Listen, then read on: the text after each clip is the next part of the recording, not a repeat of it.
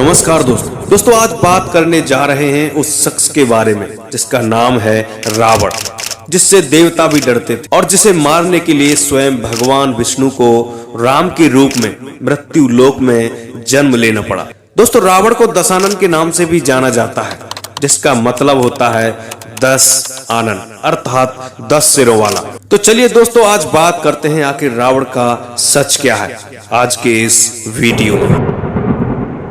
रावण के जन्म के विषय में भिन्न भिन्न ग्रंथों में भिन्न भिन्न प्रकार के उल्लेख मिलते हैं। पद्म पुराण तथा श्रीमद् भागवत पुराण के अनुसार हिरण्याक्ष एवं हिरण्याकश्यपु दूसरे जन्म में रावण और कुंभकर्ण के रूप में पैदा हुए, जबकि वाल्मीकि रामायण के अनुसार रावण पुलत्स्य मुनि का पौत्र था, अर्थात उनके पुत्र विश्रवा का पुत्र था। विश्रवा की वर्ण वर्णी राका और कैकसी नामक 3 पत्नियां थी। कैकसी से रावण, कुंभकर्ण और विभीषण पैदा हुए तथा कैकसी से एक कन्या का भी जन्म हुआ जिसका नाम था सुपर्णखा तथा राका से अहिरावण और महिरावण नामक जुड़वा पुत्रों का जन्म हुआ।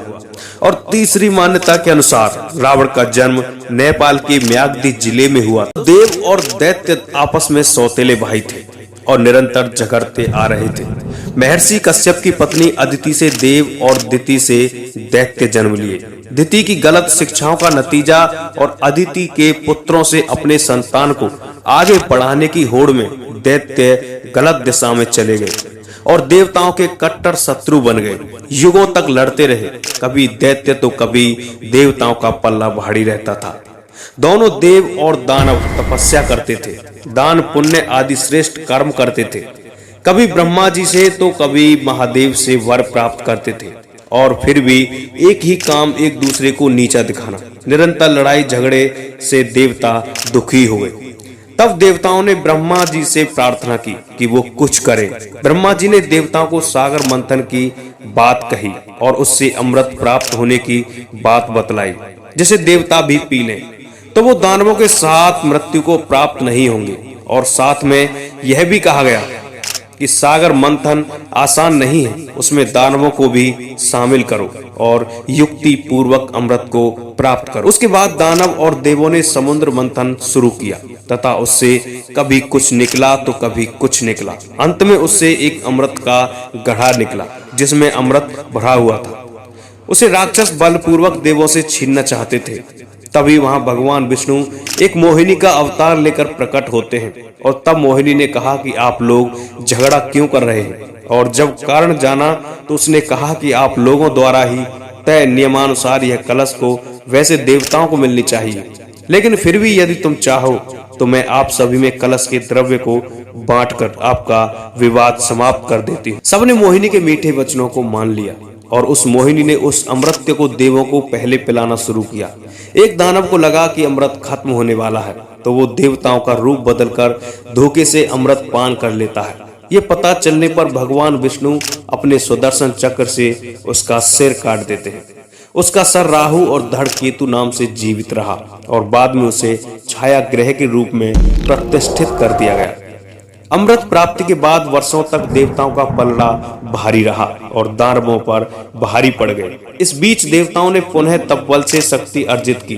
तब दानव परेशान हो गए और उन्होंने अपने गुरु से पूछा कि गुरुवर, हम कैसे देवताओं को हरा सकते? उन्हें अमृत पान कर चुके हैं, उन्हें हराना बहुत कठिन है और एक ही उपाय है, अगर श्रेष्ठ ब्राह्मण का तेजस्वी पुत्र आपको सहायता करे तो देवताओं को हराया जा सकता। इस बात को एक राक्षस की बेटी सुन लेती है जिसका नाम था कीसनी और अपने पिता से कहती है, पिताजी, मैं एक श्रेष्ठ ब्राह्मण विश्रवा को जानती हूँ जो आर्यवर्त प्रदेश के पास के जंगल में ही अपने शिष्यों के साथ आश्रम में रहते हैं। मैंने उनको देखा है, उनका ज्ञान भी बहुत श्रेष्ठ है।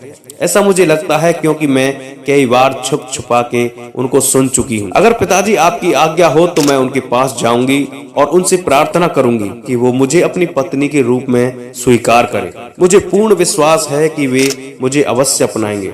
मैं उनके स्वभाव से परिचित हूँ। तभी बहुत खुश हुए। केसनी को आज्ञा दे दी गई और केसनी अपने कार्य में सफल रही। विश्रवा ने उन्हें अपनी पत्नी के रूप में आश्रम में स्वीकार कर लिया। एक अच्छी पत्नी के रूप में केसनी अपने पति की कई वर्षों तक बहुत सेवा की और एक दिन उसके पति ऋषि विश्रवा ने प्रसन्न होकर केसनी से वर मांगने को कहा। केसनी ने अद्भुत और तेजस्वी पुत्रों की मां होने का वरदान मांगा, जो देवताओं को भी पराजित करने की ताकत रखता हो।